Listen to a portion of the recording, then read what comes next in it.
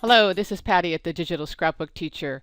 I've received a lot of emails about a change that was made in Photoshop Elements 14 regarding layering, and I wanted to show you how that works. And the easiest way for me to show you is I'm going to start in Photoshop Elements 13 and show you the way that it had always worked in the past in previous versions before 13. And then I'm going to switch to Photoshop Elements 14 and show you the change. So this is one of our Pocket Page templates that will be introduced in April. And what I'm going to do is I'm going to show you a quick way to make a template. Now, the way this has always worked before is if you click on a layer in your layers panel here and then drag up from the photo bin or the project bin, depending on which version you're using, they change the name. You can just click and drag it up, and when you let go of it, it will be added in your layers panel exactly right on top of the layer that you had selected before. So this works really well. So I want to change the image or add an image to this number 2 spot. I'll click on the number 2 layer. I number my templates so that you can easily find them. I click on that one, click and drag up the photo. In the layers panel, it will come directly above that template piece, and then I can clip it, layer, create clipping mask, or use one of the shortcuts to do that.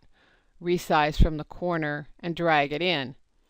Now what I'm going to do is I'm going to switch back over to Photoshop Elements 14 and I'm going to show you the change. So I've gone ahead and opened up Photoshop Elements 14 now. It pretty much looks very similar. I'm going to go back to that template here. And now what I'm going to do is I'm going to drag on the background paper. I'm going to click on the background layer here. I'm going to click and drag up. And what you see happens is that it didn't go right above that layer. So I'm just going to hit undo. So what you have to be sure to do is when you drag it up, you need to click over the area that you want it to land. Now on a template, that's a little bit harder to do because there's not a whole lot of white space here. So if I click it up, click and drag it up and maybe come into this bigger area here, it will go right above the background layer, which is how I want it. Let's go up and click on this template piece number 12. If I don't pay attention and I just click and drag it up, it's ended up above template piece number 2. And the reason that it did that was because when I clicked and dragged it up, I kind of let go above the number 2 piece. I wasn't really paying attention.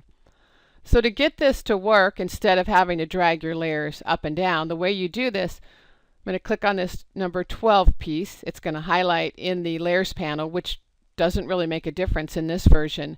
But when I click and drag it up, I'm going to let it go over the number 12 area. And it's still going to drop right in the center of the page, but I'm going to click and move it up. I'm going to go to Layer, Create Clipping Mask, and I can resize it here. So as long as you know how this works, you can work with it and it'll work fine.